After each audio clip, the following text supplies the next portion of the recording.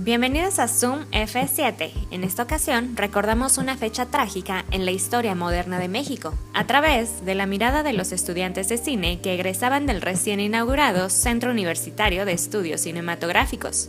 Jóvenes que tomaron las calles para documentar la represión estudiantil, que dio origen a diversos trabajos que atestiguan la violencia del gobierno ante la efervescencia de un movimiento que culminó en una masacre. Sin sus filmaciones, no conoceríamos el desarrollo del relato que fue capturado de principio a fin. Sin más preámbulos, comencemos. A principios de la década de los 60, el cine industrial estaba agotado. Su temática había caído en la repetición. Se extinguió el Star System que predominó durante la época de oro del cine mexicano. Emergió la principal característica de esta etapa, la falta de inspiración. Un acontecimiento marcó un antes y un después. El Sindicato de Trabajadores de la Producción Cinematográfica lanzó una convocatoria para el primer concurso de cine experimental, del cual saldrían directores que aprendieron en escuelas estadounidenses y europeas, y que además respetaban sus orígenes mexicanos. Dos filmes se destacan por encima de los demás y se insertaron en la historia de la cinematografía nacional. La Fórmula Secreta, de Rubén Gámez, y En este pueblo no hay ladrones, de Alberto Isaac, se grabaron en la memoria colectiva del público que vio con buenos ojos ambas propuestas. Surgía una especie de cine independiente en el que los autores se atrevían a contar sus propias inquietudes a través de narrativas desafiantes. Las nuevas generaciones, ya formadas bajo un esquema académico, empujaban al viejo sistema industrial,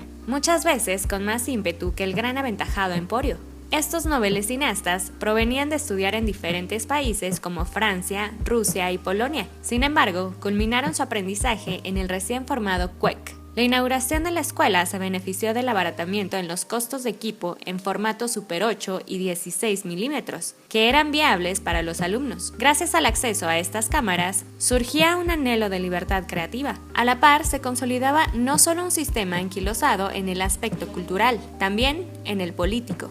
1968 fue el año climático, en donde este sistema se enfrentó a una inquietud juvenil que deseaba una libertad con respecto a las estructuras de poder que hacía tiempo gobernaban al país. Hay un antes y un después en la vida nacional a partir de ese año, gracias al movimiento estudiantil. Los alumnos del CUEC aportaron a la rebelión sus cámaras, los micrófonos y se lanzaron a filmar sin saber en dónde terminaría lo que estaba sucediendo. Profesores y estudiantes utilizaron el formato de 16 milímetros para documentar los instantes, el material que estaba destinado a prácticas de campo y contracampo, a ejercitar el eje de miradas y consolidar la escala de planos. Ahora servía como material para retratar el contexto social en el que se desarrollaba la nación. El clímax llegaría un 2 de octubre, en una confrontación salvaje. El celuloide capturó la masacre en la Plaza de las Tres Culturas. Carretes y carretes de metraje forzaron a los miembros del CUEC a realizar un documental con todo lo que habían capturado.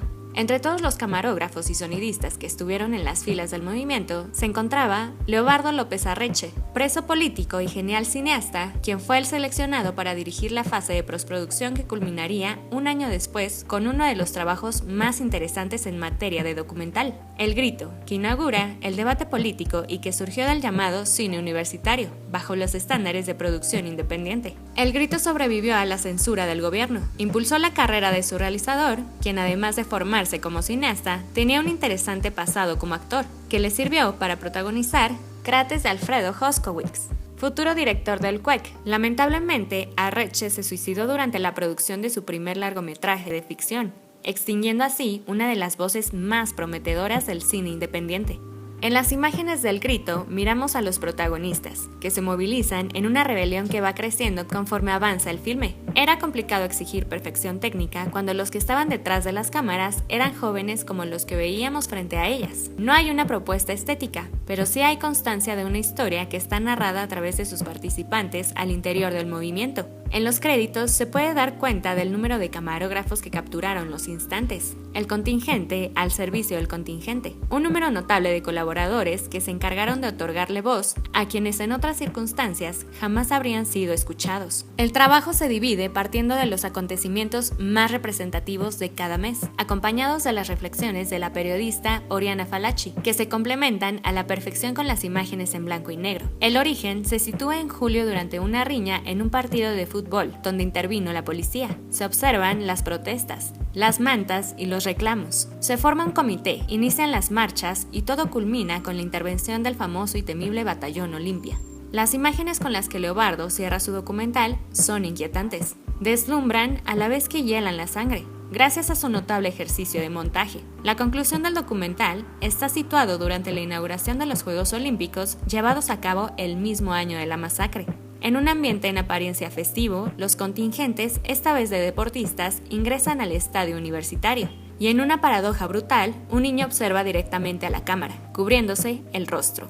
Un año de pausa obligada silenció los sueños de los estudiantes, pero fue en 1970 cuando se reinició la producción dentro de la Universidad Nacional. Algunos egresados debutan en la rama del largometraje, siempre camuflando la consigna política con la idea de cambiar las estructuras de poder que un par de años atrás habían extinguido sus demandas a punta de pistola.